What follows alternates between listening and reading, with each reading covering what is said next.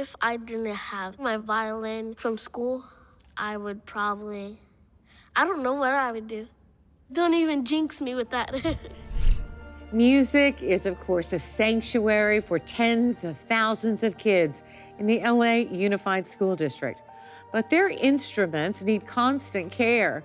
That's why there's a warehouse in downtown LA with a dedicated team of craftspeople who fix and maintain more than 80,000 student violins and tubas and pianos and much more.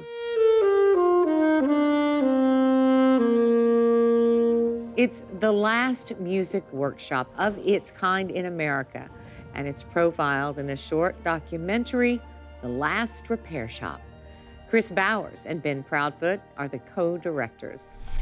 Guys, I loved this movie. Thanks for being here to talk about it. Yeah, thanks for having us. Thank you so much. Thanks for having us. Ben, how did you find this little story? So our producer, Jeremy Lambert, he came across an article about the repair shop and told me about it. And I just, I couldn't believe both that this North Pole of musical instrument repair existed in LA and that it was the last of its kind in the country. It used to be that any kid in America could get a free and freely repaired musical instrument. And today it's all been privatized, but LA has kept it as part of our public school system. Chris, you are a product of the LAUSD. You went to the high school for the arts, correct? Yes. And what was your experience there? Pretty amazing. I mean, you know, for me, I spent as much time as possible playing music from a very young age. And so each of the schools that I went to, my elementary school, my middle school, and definitely my high school of the arts, I feel like I just wanted to play piano and play music as much as possible. Well, now I have to tell everybody how it paid off, because after high school, you went to the Coburn School, you then went to Juilliard, you are a working composer, you did music for films like Green Book and King Richard, The New Color Purple. You interviewed the kids. Was that emotional for you, knowing what your experience brought you in life? Yeah, 100%, because I think I forgot how much music helped me through the difficulties of being a kid. You know, I think that as I've gotten older and I'm now a parent myself, I kind of look at younger people sometimes and I think to myself like, oh, you don't know what hard is, or like, you know, just wait till you get older. But having those conversations, it reminded me how much those young humans are dealing with very difficult things. Mental health is something that's like very hard to manage sometimes, especially if like everything that's going on in your life, like school and thinking of what you want to be. It was really enlightening to see how much music helped them navigate that and how much they felt like they really needed it as this support tool, this outlet for them to be able to process those things.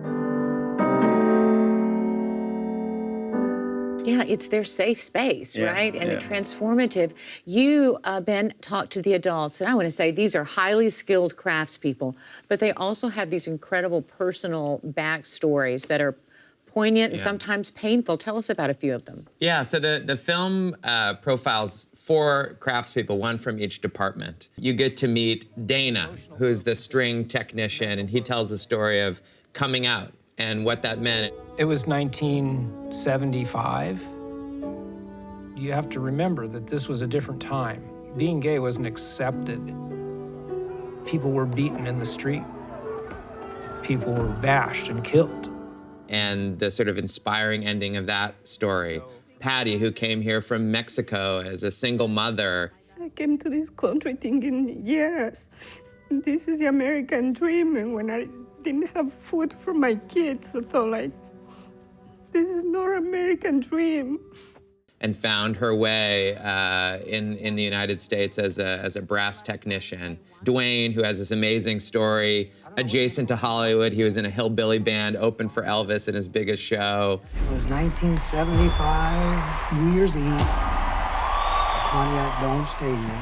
The Colonel put us on the Elvis show, and it was 73,000 people. And then finally, Steve, the piano technician who manages the shop, who escaped ethnic violence as an Armenian teenager in Azerbaijan. It wasn't easy even to get to the airport because you still look like Armenian, and on the street, people can stop you and harm you. So thanks to my friends, Azerbaijani friends, they took us to the airport and they basically created a human corridor in airport so we can go through it. Chris, at the end of the film, there's this beautiful composition that you wrote, and the orchestra we see on screen is the LAUSD Alumni Band.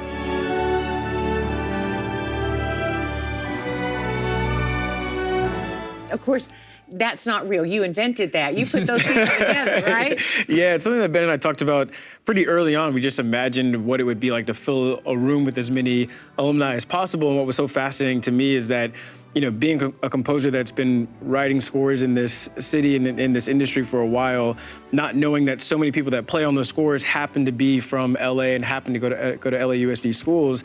And so seeing that room full of those people was really heartwarming.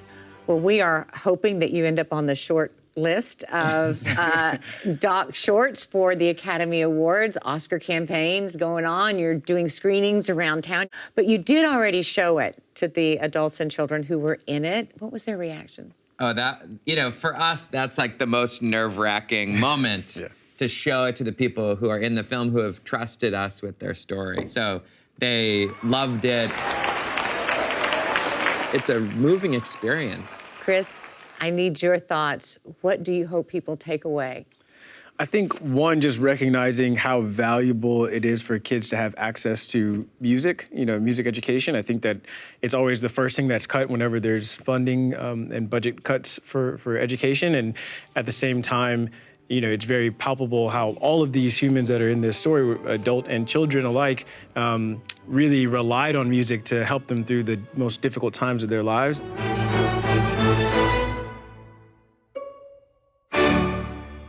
Chris Bowers and Ben Proudfoot, the directors of The Last Repair Shop. Great job, guys. Thank you. Thanks very much. Yeah. Be sure to join us on Thursday for an LA Times Today special presentation, the broadcast debut of the short doc, The Last Repair Shop, in its entirety. That's at 7 p.m. and 10 p.m.